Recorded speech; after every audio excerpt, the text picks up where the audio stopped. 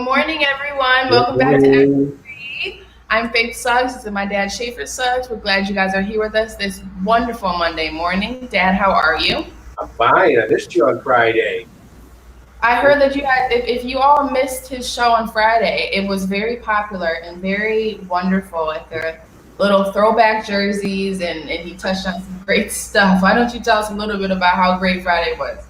It was Friday because we were able to touch on some current topics with the COVID, how a lot of the players, you had Bobby Jackson, Johnny Land, and also Jesse Johnson, and how they were actually geographically dealing with it. And then we were able to really just dive into some really fun topics. Obviously, again, talking about some of our favorite plays, but it was just a wonderful Friday. We did miss you. Hey, Faith, guess what? This is our 31-month anniversary of our show. I just thought about that. Um, yeah, 1 month anniversary. So happy anniversary, We're on show 13. show 13. Today is going to be interesting. Today is going to be great. It's going to touch on something Yeah, that's very near and dear to a lot of people's hearts here. But how are you guys doing during this whole pandemic? What's new? How have you guys been staying active? How you guys, what's one thing that you guys have been doing to stay close to family during this whole process? again, this weekend was the anticipation of the Michael Jordan series again. Man, what a wonderful! I mean, I can continue to watch that over and over again. But just kind of watching, how the company is slowly being impatiently opening up. And then comes obviously dealing with things that are dear to our heart is, kids' graduation, you know, Mm-hmm. opening up, and we're going through that with Devin, trying to figure out what we're going to do that's special, for him for graduation. So hopefully, I think we're gonna have him on Friday. What do you think? We have him on Friday, kind of talking about his senior year, and hopefully we're making progress. I mean, I know Mm-hmm. Wisconsin is open, Faith. I mean, as I get out, I was in the grocery store yesterday. Everybody had masks on. So, we're adapting to what the new normal is, but it's very, very different.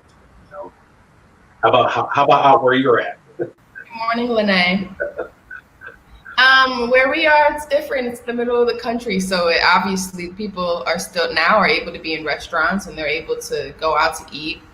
It makes me a little uncomfortable easily, but you are able to say that I'm uncomfortable. I think morning Buford. Um, Hey, but yeah, Buford. it's different. It's definitely different. The world is on its different pace. It's very interesting to see what the end of May will look like and maybe the end of June. Right. Sure, but today is very.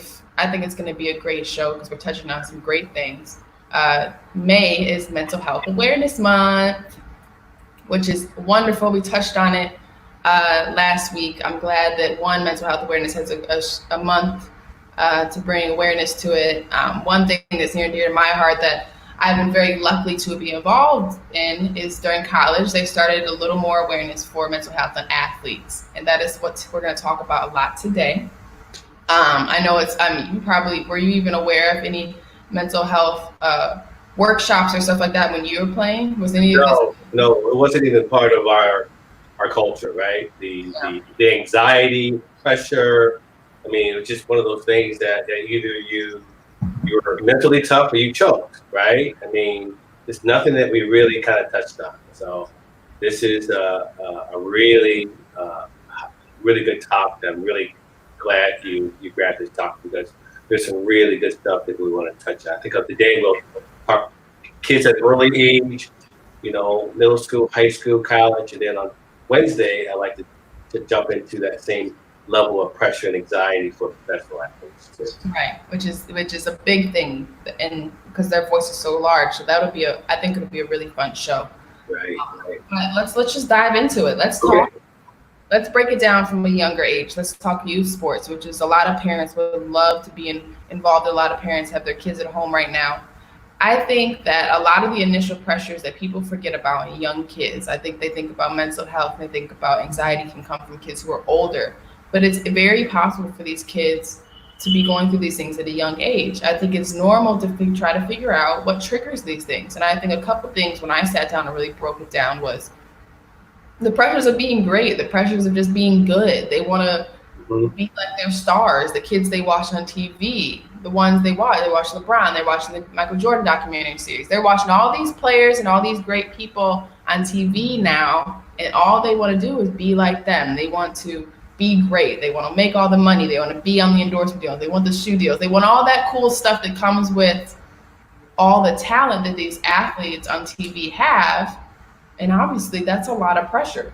That's like, and they don't even know that they're applying the pressure, but they're already paving a way for themselves, a path, a journey, without even knowing the things that kind of come into it, which is crazy. Right. Well, we have so much visibility to it. So not only the kids, but now the parents too.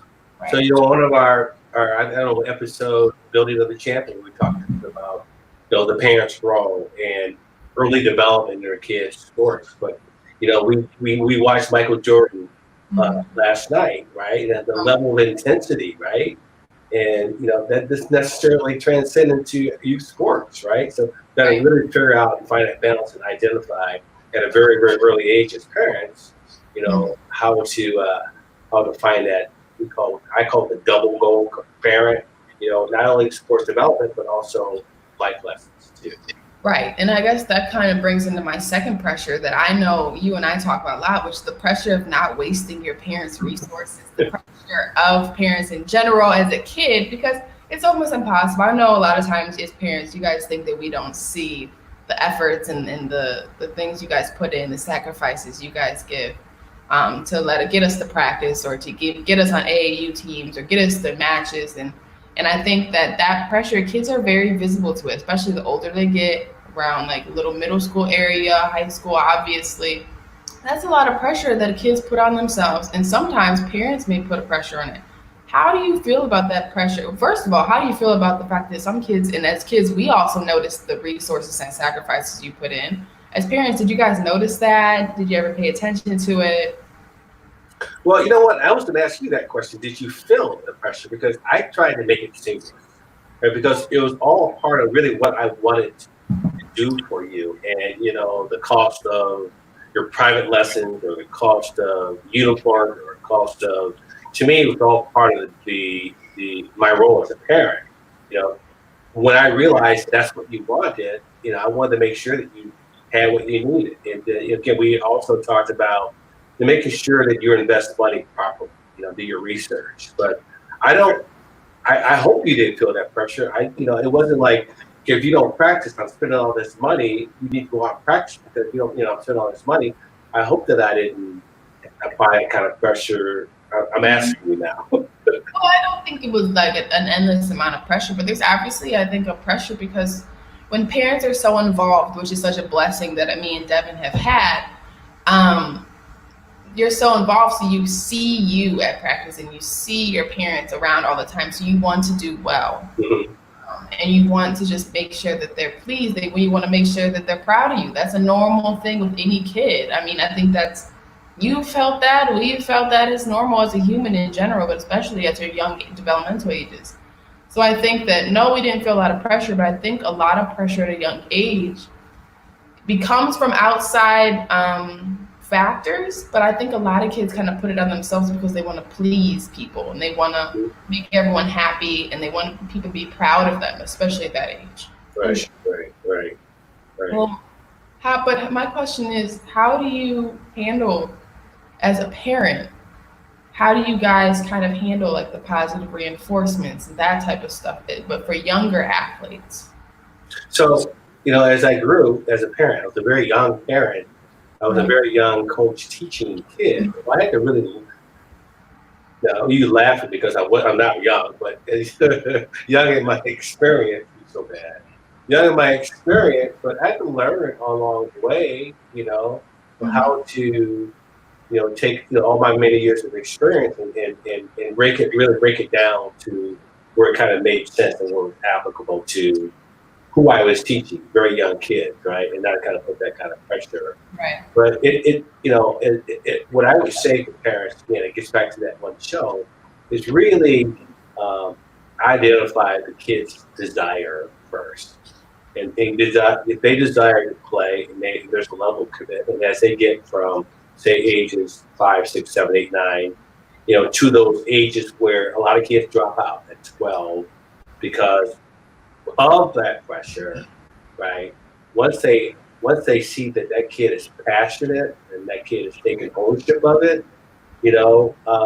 there's that want to attitude. They're willing to make those sacrifices. So then you push a little bit harder, but you just need to identify that. And again, I always talk about, try not to live your life vicariously through your kids. You want to get out of the way and be there for them and support them, but don't put them in situations because that's where you want them. Because again, you touched on something very profound, is kids want to please the parents. Kids want to please other people. And that's the kind of pressure that they put on themselves. And parents need to be aware of that. Sometimes they lose sight of that pressure, the existence of that pressure. Mm-hmm. And it gets greater and greater as the stakes get higher, right? Now all of a sudden, now you kind of went into that. Now we talk about anxiety, right? Now you talk about their confidence. Now you're talking about, okay, they're choking. Okay, what does that term mean? They're choking. Okay, you play really well in practice, but when you get in the game, you can't even make a free throw, right? Where is this coming from, right? So as parents, we need to be aware of that. And again, I learned on the way. I mean, so folks, I'm talking like I'm not the expert, but I experienced it, and I've been very blessed to have one kid go through college, and now I have another one. I learned from that, right. And you do your research, have a level of humility and learn. Okay, don't be afraid to ask questions, and don't be afraid to ask for help. Right. And I'm glad you said that. And I know you asked me yesterday, was as kids, how do you find a way at such a young age when your parents have such strong influence over your decisions, your schedule, all of that? How do you kind of silence the noise in a positive way? How do you kind of create this space and be good to yourself where you don't worry so much about pleasing a parent? And I think that for me, when you asked me that, all I could think about was like, that was so high on our list as kids, because you were like, we wanted to please you so much, not with like the pressure, but just to make you happy and just kind of like, because it was something you were involved in. We were blessed to have a parent who was so involved in our routines and our schedules and our sports, no matter what sport it was, that we just wanted you to be happy and for you to just be proud of us, because we went in the best part that we did. I think I did it, and then I think Devin kind of came out himself, is when you started taking ownership for the process, really like falling in love with it. And what you did so well was you made it fun. Like you did such a good job as a parent is making the whole process fun. And we talked about this in our first show about #GirlDad. It's just the commitment and the time spent with each other made the space safe, and it made it, like I said before, fun, which was the car rides and the fun tournaments over the weekends, and all the time spent wasn't just travel. It was more like also bonding time that you created for us as a family, which kind of took away from all the pressure that sports can bring sometimes. Right. So, but another pressure that I think is huge, and I was thinking about this when I was talking to you yesterday, it kind of dawned on me, was like, how the heck is younger kids from middle school to high school, how did they have 9 classes, 8 classes a day, plus they had practice, plus now kids have all these resources, so they're going to training. How on earth are they balancing it all? How are they staying sane? Like, they have school, grades to be eligible, which we'll touch on that in a second. You have their sports. They want to become these great athletes. You have that pressure. Then you have time they want to spend with their peers, social engagement. Sometimes that's taken away. So these are all things wrapped up in a ball on a kid's outside part of sports. Like, that's a lot to balance. It's a lot of hats to put on. Yeah, it is. Yeah. So it's like, how are these kids managing? And how, as parents, are you guys, you know what I'm saying? Do you see your kids juggling all this, or you just think this is the routine, this is the process? Well, that's the real world, man. You when you shared that with me, okay, I'm aware of it, but I'm not aware of it, right? Because I know that at the level in high school and college, it's the real world. But it starts very, very early. And I remember I was telling you how, because I was just so, I was so conscious of making sure I was taking all the right steps. But the one big piece of it was the academic piece. I was always checking on your grade every day. There was still an assignment in there that was missing. I was all over you. And the reality is, I remember saying, Dad, I got this, right? Mm-hmm. People put their grades, they'll update their grades in time. And, at the end of the day, it's okay to get a B, right? It's okay, A, B, right? It's okay to do that. And I learned from that. But that's the kind of pressure that currently exists in today's youth. Right. And you sit back and think about it, it is something that, as a parent, you really, really need to be aware of and just kind of find that balance between, right? Right. And I can't help but think about, so you have two kids who approach academics differently. While I valued academics, I was okay with getting a B, an A. And obviously that worked out for me because I went to Duke. But then you had another kid who would cringe, Devin. People don't know. Devin would cringe if he missed school. Devin would cringe if he got a B. Like Devin always does his homework on time. Always, like he's like the perfect student, which I have no idea where he got that from. And he just um ooh, we all know that one. But now he's going to Yale, and it's just like I have to tell you all the time as a parent, even now, because we know you're not perfect. I'm not perfect. I just tell you all the time. You're like, I got to get on him. He has to go watch his classes, and everyone knows he's a senior. Devin graduates soon, and he's got to do his homework. And I'm like, Dad, he's already got into Yale. He got into Yale. What more do we have to do here? Honestly, he doesn't have to do his homework for the rest of the year. The kid said he was set in December. He takes like gym classes.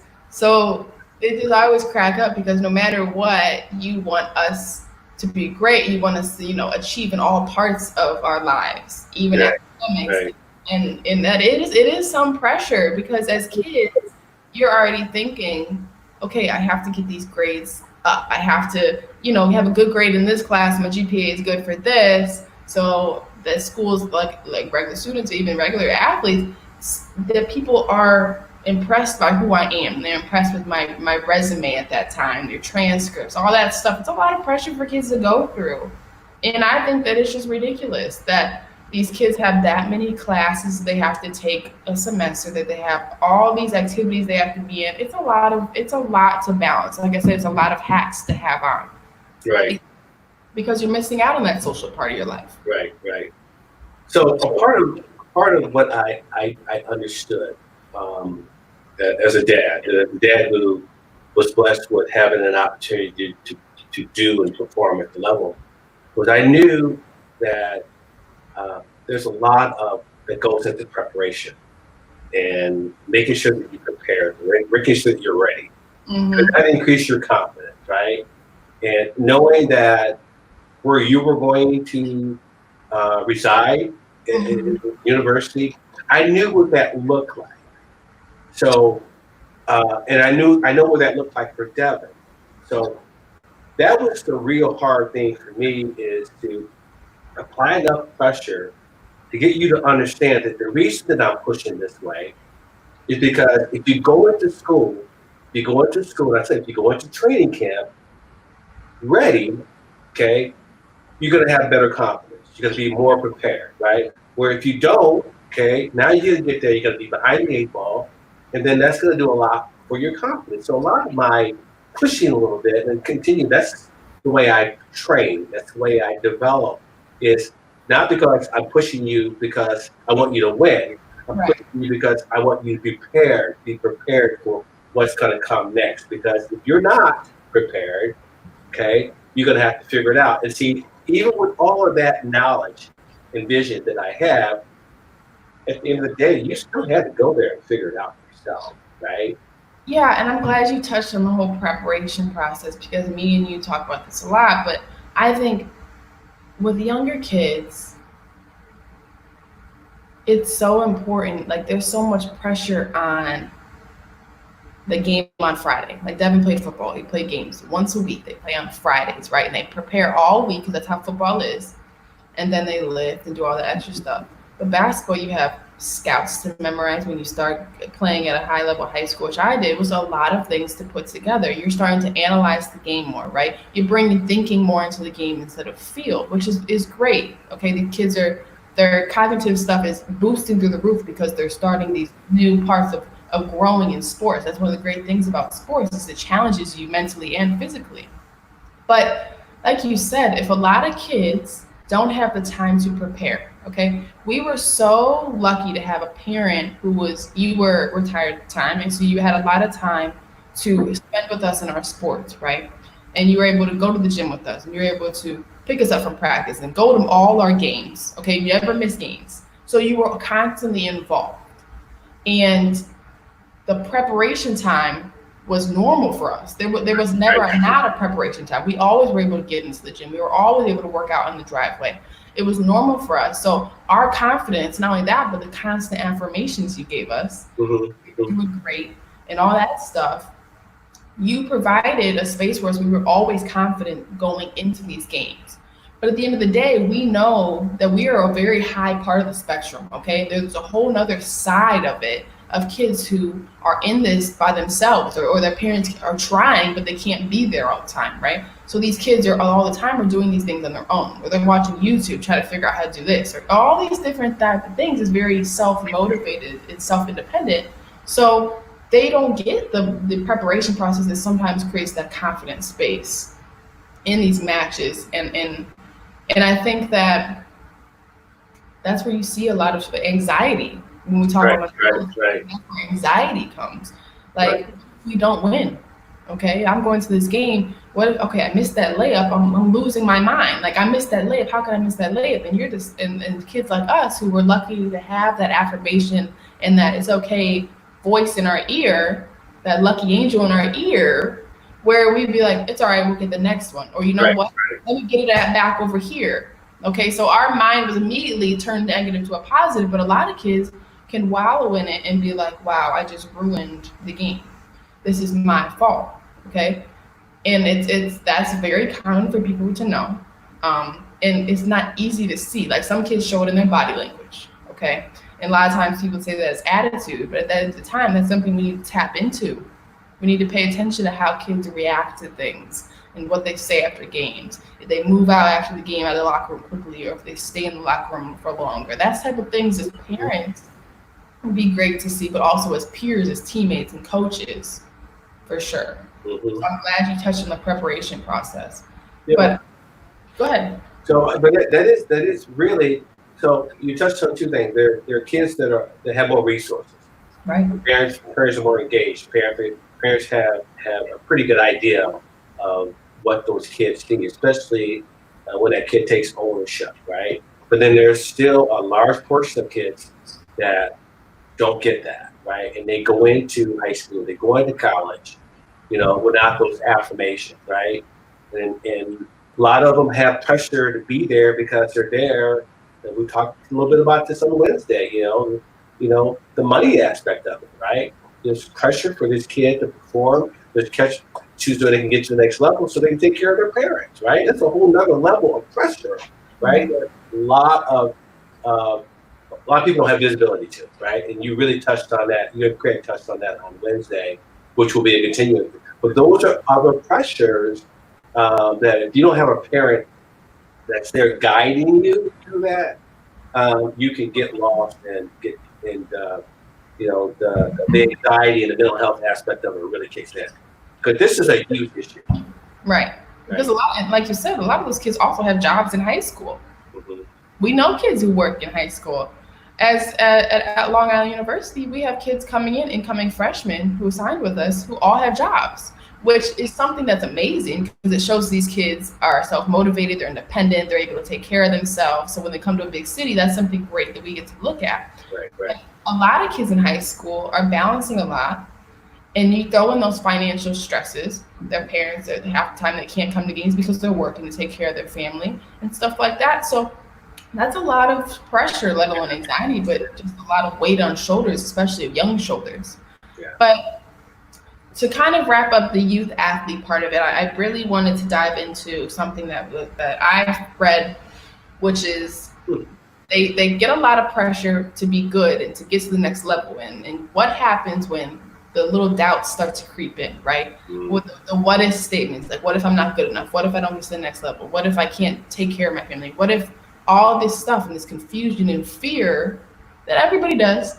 It's not just young kids. Everybody has these what if moments, like what if the show is bad? What if we don't get to the class on time? Certain things, especially the older you get, happen. And I think that one thing, because everyone has them, one thing I read, which is great, is to kill the what if statements in a way of swinging them in your brain, like what if it does work out? Okay. What if I do get that opportunity? What if and at the end of the day, your body language, who you are, the way you think, all is more positive and honestly a better space for you to be in by you flipping the way you think in your head. And that's a great habit to form before you get to college, before you head out on your own, for sure. Don't know. I like that. Right. So how were you able to? So because that's not something that is that you can easily acquire. How were you able to get to that point? What did you have to go through, Faith, to get to that point? Tell me a little bit about what you had to navigate through it.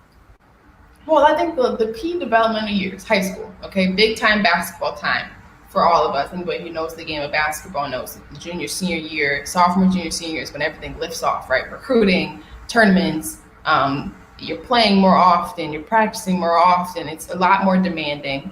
But also now you're diving into junior year is the hardest year for academics for these kids. So you're diving into ACTs, SATs, all this stuff that is not fun. So there's a lot of pressure to balance. And then but you're also trying to enjoy your last years of high school. So for me, it was just big on finding little time, little moments of just fun.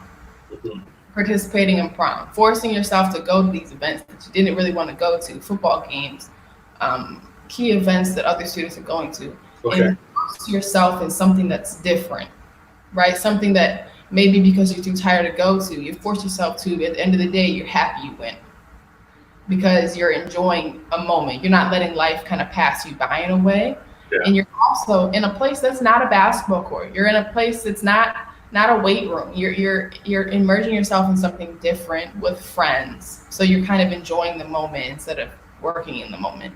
For sure. So that was something I did. We spent a lot of time doing different things, going out to eat, having fun, talking in the parking lots after practices, just having time to just kind of reconnect with just being a kid, reconnect with just being part of life and just being in your moment, for sure.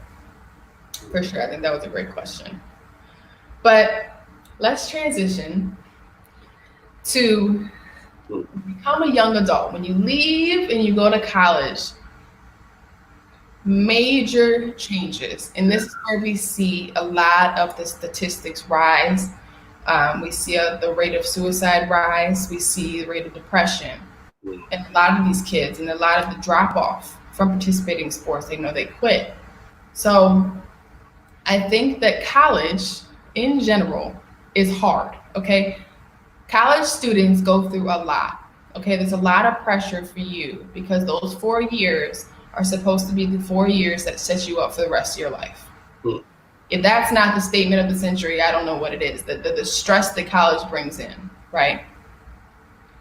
And I think that when you add on the athlete factor of it, the pressure of being a sport at a major university, right, where a lot of fans, adults are cheering for you, kids are cheering for you, that's a lot of pressure, right? And if you do bad, everybody's talking bad about you. You do good, everybody's talking good about you, right? You have to worry about bringing it. Fans in, you have to worry about this and that and upholding an image. So I think the major pressure when you walk through those doors is the pressure to play.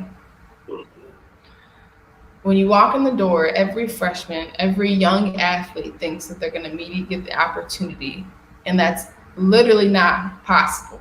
On football, there's 700 kids on a team. 5 can be on a court at a time. Lacrosse, soccer, all these different places, other sports, it's a lot of pressure. And when you don't get the opportunity to play, it's humbling, for sure. So before we dive into this, I pulled up some articles so people can kind of see the magnitude. So here's one with the statistics. It shows a survey conducted by the American College Health Association that shows that 30% of the 195,000 respondents, those who were surveyed and watched, felt depressed in 12 minutes and 12 months, and 50% reported feeling overwhelmed and anxiety during the same period. Correlation was between anxiety, depression, poor athletic performance, low grade substance abuse, and suicide. Wow. All of this is helping. Let's remember, you walk into school. So let's take basketball, sports out of it, right? You have to get your classes done, right? What classes do I take as a freshman? Okay, not a lot of sports have academic advisors. You have academic advisors. At the time, you don't even know what you want to do in 4 years. So you're just taking these random classes, okay? You got that problem, right? You got 8:30 classes probably in the morning. So you're not like, not only that, but you're like coming in from games, waking up at 8:30, lack of sleep, factor, okay? Then you have the pressure of playing, which we just talked about. Outside voices. So I remember we walked in, I didn't play as much my freshman and sophomore year, and that's pressure because you think a lot of people want you to play, you think you came there to play, and you think you're supposed to play, because as a freshman, you don't understand the process immediately. And I think that for parents, they don't know that they don't help, and they think they're helping, right? Reaching out, calling coaches, calling people, calling you, right? Constantly like asking, well, what is happening? Is it you? And that's the question is parents ask us, what are you doing to make you not play? What are you not doing to make you not play? And that's so much pressure on these kids. Right. Like it's a voice from the outside. What as a parent, how about you talk about your process with me? Because those first 2 years is definitely what we're talking about. Well, we talked about that yesterday, and boy, it was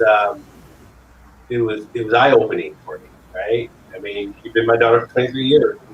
We talked about this, and because I was, this was a huge transition in my life because you're leaving. That was one of the hardest things I've ever had to experience, right? And then I didn't hear from you that much, right? I didn't hear from you that much, and of course, obviously, people who know me and know our relationship, that was driving me crazy because you left in June, you came back, and you left again in August. Right? I didn't see you again until the first game against Penn. Right? I flew out there. Mm-hmm. That was the first time I saw you. Right? That was hard, but we didn't talk. Right? I would text you, "How you doing?" "Fine." "How's practice?" "Fine." There was nothing. And I'm like, oh my God. And then that game, I remember, this is powerful. That game, that was the first game, I surprised you, okay, you didn't play. I mean, after going out there, it was your first game in college, you didn't play. And one of the most beautiful moments of my life was after the game, you came up to me and you gave me this big, huge hug and said, "Dad, I'm glad you were here." Mm-hmm. That's, it was like, okay, that put everything in perspective, right? It wasn't that you didn't play, it was the fact that I was there for you, right? Mm-hmm. And, we had conversations, but nothing along the line of, I wondered, and I did put maybe a couple calls in, not to the coach, but I just wanted to find out how you were doing because of what had happened to you, right? Mm-hmm. Not how you're doing basketball-wise, but how you are doing mentally and emotionally, right? And so then, a couple years, the following year, your sophomore year, it progressed. Our conversation progressed a little bit more. But I think you said something that really resonated a couple of shows ago about by your sophomore year, I had figured it out, right? Where I realized that it was bigger than basketball. Your experience, it was bigger than basketball. And I have to also remember that I experienced a little bit of what you experienced in college. I didn't have the communication was tough. There's no cell phone, right? There's no internet. There was no email. There was no texting, right? So I hardly had any kind of affirmation, "How you doing?" From my parents. So when you shared that with me yesterday, and then maybe share what you shared with me. Share with the audience what you shared with me. Well, hearing you talk, I want to tap on one thing. When you're at school, and I think that I said that it finally clicked for me sophomore year. When you're at school, I think one of the battles kids face is not being able to kind of step away from what they're immersed in and realize that it's not the end of the world. Mm. And that was then. And whenever people ask me advice for young kids, you just have to remember that life is so much bigger than what basketball is. And for some people, they may think like, I need this to take care of my family. But at the end of the day, use it as a vehicle. Use your sport as a vehicle, because when you have control over something like the vehicle, when you have control of how you look at things, your health and who you are and how you feel is so much more controllable than when basketball runs your life. Because in my freshman year, it was horrible. It was a terrible feeling sometimes when you don't play and you're just like, this is what I'm supposed to be here for. Like, what am I doing? And you're feeling like it's hard for you to not to mess with your mood, right? And then I finally kind of got to a point where it was like, not that I don't care, but it was kind of like, there's so much things bigger than this process. There's so many things bigger than this moment right now. And that kind of gave me more control of how I felt. I was able to kind of not feel as moody, not as grumpy after games if I didn't play well or something happened where I was annoyed. I was able to take the small things that actually I enjoyed doing, that I did well, or I was like, oh, well, I did that, so today was a good day. Today was successful for me, okay? Because I played another game. We won, we lost, it didn't matter. At the end of the day, I was able to kind of take control of my process and how I felt. And that was one of those things I think a lot of kids struggle with, which I've had teammates who rely on this game so much mentally, emotionally, the pressure of their families. And you can see how they're just so down and low after games because they're just thinking, gosh, now I have to hear from this person, or now I have to get this phone call, or I didn't play well on this side, so I'm terrible. We all have heard it as teammates, and it's hard to watch and be a part of, but it's like, it's there, it's relevant. And it's not like kids they think that it's normal to feel down about how they played. And it's just like, it's okay to be constructive. It's okay to criticize yourself. But at the end of the day, when you're doing that and you're so immersed and lost in the whole process in the sport, you're not in control about how you can pull yourself out of that point. When you're able to criticize and be like, wow, I should have did this. I missed the layup, or I should have shot that shot. But you're just like, well, we'll do it next time. Or, well, I'll have another opportunity. You're in control of how you're able to think. Right. And that's kind of like we said earlier, is getting out ahead of it. Mm-hmm. Getting out ahead of planning ahead, preparing your brain, your mind, your soul habitually, so that when you kind of come to these moments of temptation, of negative thoughts, you're able to be like, well, all right, push them aside now, continue on with life. And I don't think a lot of kids are able to do that. Yeah, well, let's touch on that, Faith, because I think I'm blessed, and I think you're blessed to be able to navigate through that. But the article that you put up, right? Right. Kids that can't, kids are still struggling with that. Right. Depression and the anxiety. Okay, I'm sure both of us. Now in retrospect, me growing up in high school and college, it existed, but no one ever really talked about it. Okay, so what can you obviously experienced, you've had visibility to it. What can we do to help those kids? What are some of the tools that we have that can help those kids? Well, before I say that, I want to pull up, because I don't think people really understand. So here's one: a football player with Tennessee Volunteers, depression, living with depression while playing. Right. A lot of people struggle with it, he says. And then here's another one. The title is, I was in a real bad place. Mm-hmm. And unfortunately, it's too late for some of these families. A split image. Yeah. Okay. It's too late for some of these families who are far away. But I think that we'll dive into resources in a second, but I think we can map out the foundation of what psychiatry is with athletes and athletic sports. So for those of you who don't know, sports psychologists and sports psychiatrists are assigned to programs into athetic departments, right? Okay. There's maybe one or two. I think we had one at Duke. with like a couple people underneath him. He was in Cameron, so his office was very easily accessible down the hall to us. But I think that something comes with, so he was there when you have team events or he assigned speakers to help with us. And that was great. We got those experiences, but I don't think it's the same as when you can choose your psychiatrist. I don't think it's the same as when you can more have a one-on-one relationship with the person and it's not forced upon you. Um, for sure. I think that was the big difference, and I think that that's my biggest criticism of the NCAA and athletic departments themselves, because there's not a lot of opportunity for these kids to really attack and take advantage and take control of their own mental health in a way. It's more of a, well, we provide this resource, so why don't you use it? But it's more like understanding the processes of, if those who know, who go to therapy, who know that sometimes, we talked about this in our second show, just because they're a therapist doesn't mean it's your therapist. And yeah, and you have to be able to choose someone who understands you, and they look at life probably the way you do, so that when they're giving you those words of kind of affirmation to help you kind of give some clarity, it's not something that's totally lost to you. It's kind of more something like, wow, that was really personal because we have this relationship. And I think that's the one thing about collegiate sports is that it's not much of a personal experience, and not a lot of kids buy in, so they try to attack these things on their own.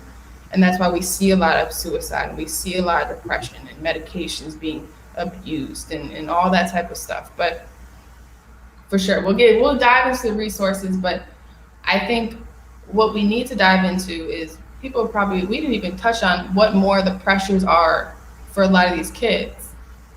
And I think that one thing we forget about here, I found a photo right before the show that I want to show you that has a lot of factors that go into mental health in college athletes. You have, one thing I totally forgot about was the pre-existing mental health issues that can come from childhood, which we just dove into, right? You have injuries, which we had Kyra Lambert on the show talking about how she tore her ACL, then her scope, she did it twice. That's draining for those, a lot of athletes who maybe don't have faith to lean on. You have academics, you have voices from peers, coaches, and families, okay? And then all these things, right, tie into one goal. You want to get to the next level, or you want to just be great at your sport because that's what you're there for, right? So I think that one thing is just, not only do you balance a lot of hats at a young age, you're balancing a lot of hats with more pressure, heavier hats, right? more important hats when you get older. Because let's talk about it. When you get to college, like I said before, these 4 years are supposed to get you to the next level, get you your career, right?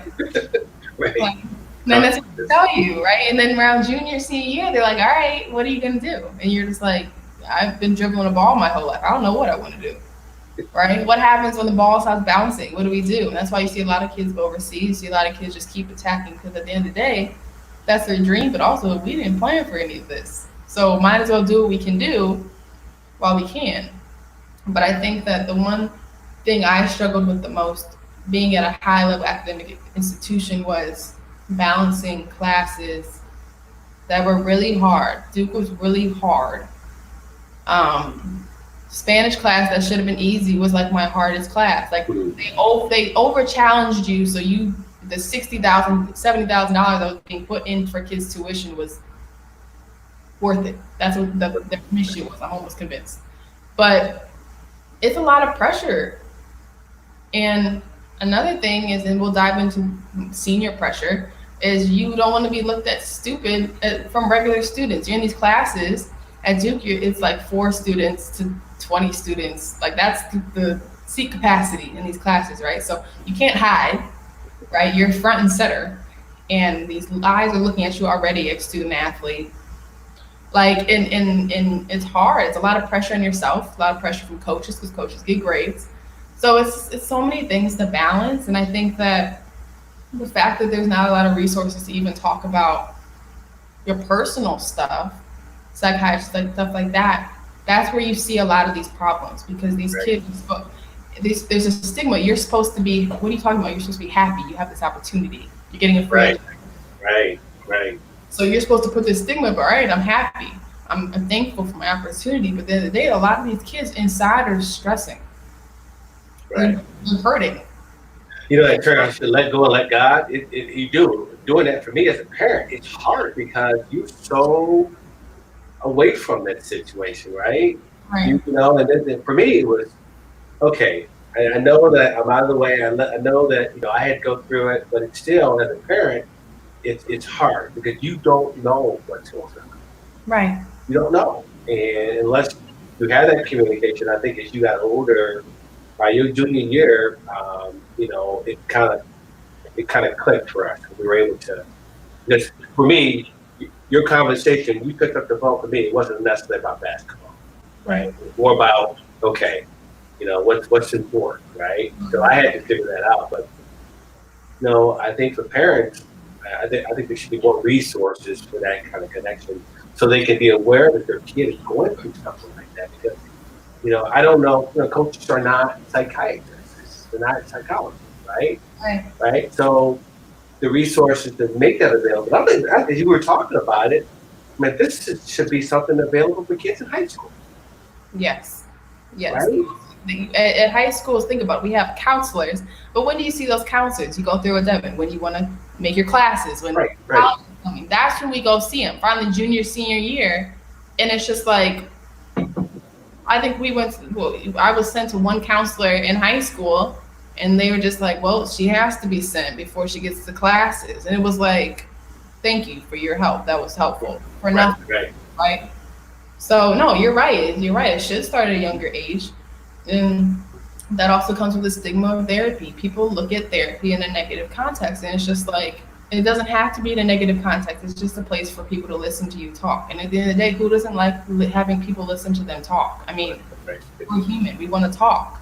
Right. So no, I think that was a great point. It should start at a younger age. These kids should at least have like a reflection time, a moment where you can hit pause, where someone's at least checking in and because if the simple question of how are you doing may be good enough to help these kids in a little way to even go another day, right?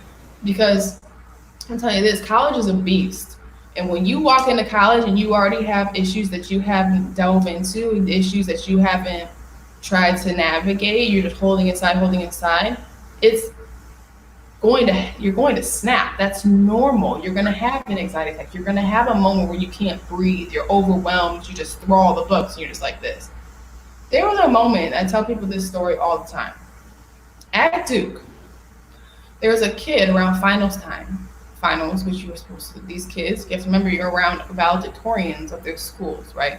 And then they walk into a school where they're not the valedictorian anymore. This kid started burning their books in the quad, just sitting there, watching it. And it just was like, they've lost it. We're done. Yeah. Lost it. It's over. And it's just like their parents probably have no idea. Yeah. The parents, how can these kids not get overwhelmed? Yeah. How do they balance their academic stuff? And I think that's a great question you asked me yesterday.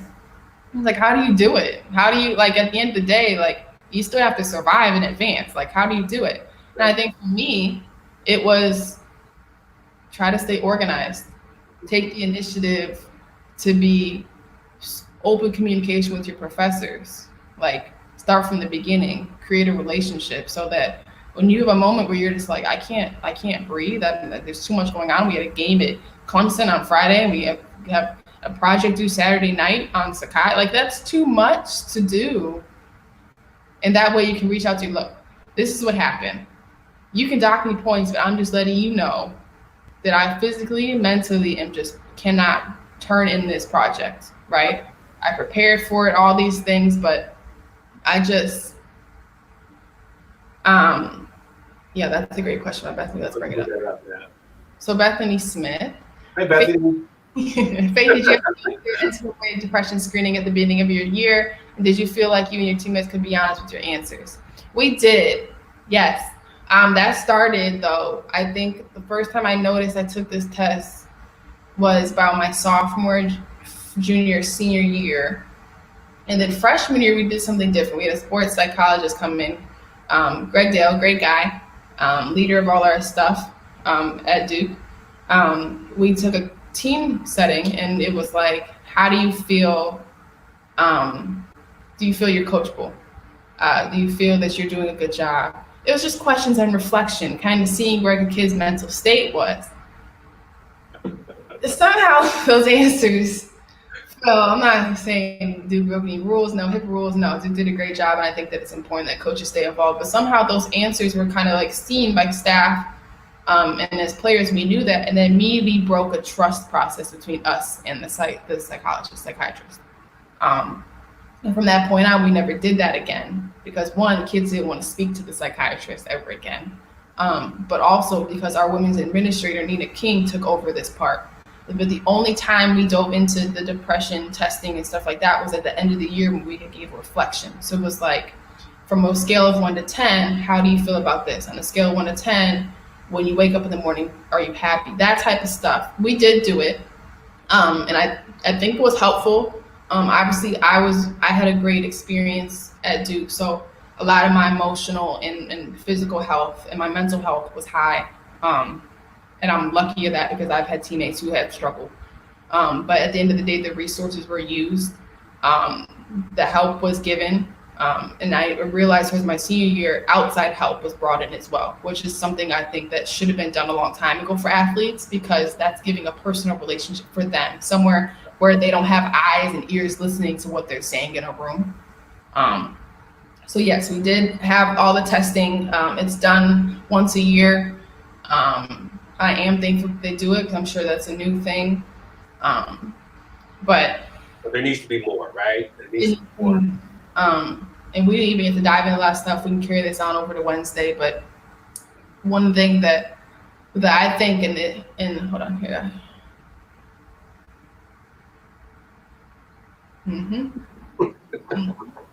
And I heard some athletes didn't want to be honest because then they would be required to attend a certain amount of hours of campus counseling, even if they had a private.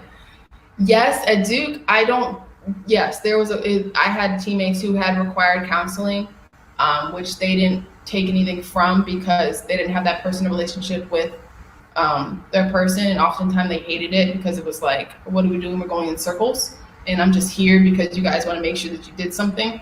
But at the end of the day, as an athlete, I'm glad that we at least had it because I've had teammates who have struggled with depression and have struggled with many things, because college athletics brings a lot of pressure. In general, I'm just glad that there was a resource in general, period. Right. My biggest criticism with Duke University in general, and a lot of Duke kids can validate this, is in the program where we go, where all students go, where you can see a psychiatrist, there's not a lot of psychiatrists for students. And Duke is a small school, it's 9,000 kids undergrad, and maybe, I don't know how many CAPS therapists there are, but like 6, 7, 8, 10, where the wait limit is about 2 months, 1 month to see the psychiatrist. By the time that happens, that is too long. It's a wait list, long wait list. Huh? A wait list for you to be heard. And then I'm thinking to myself, athletes and regular students, while they have a lot of similarities, athletes have a different problems than regular students have problems. And at the end of the day, there should be another area category for athletes to have, and then regular students. You would think that resources would be put in to helping athletes and to helping regular students. That way we're not all mushed together in a wait list waiting, because our demands are different than regular students' demands. Regular students' demands are different than our demands. They have pressures to be more academically exemplified, and we have more worries to be on the court doing great, as well as preparing for a career. So I think that was my biggest criticism of Duke University, because there's not a lot of resources for us. So do you think that should be an NCAA thing, that they should require all universities? It's not just Duke, it's every university probably are experiencing some of the same challenges with their student athletes and their students, where mental illness is just a big thing right now. And maybe and we don't know the rules of it. We don't know what NCAA requires. I haven't looked into it enough. But I do, though, like I said yesterday, and I'm glad you just brought that up, is we need more funding for it.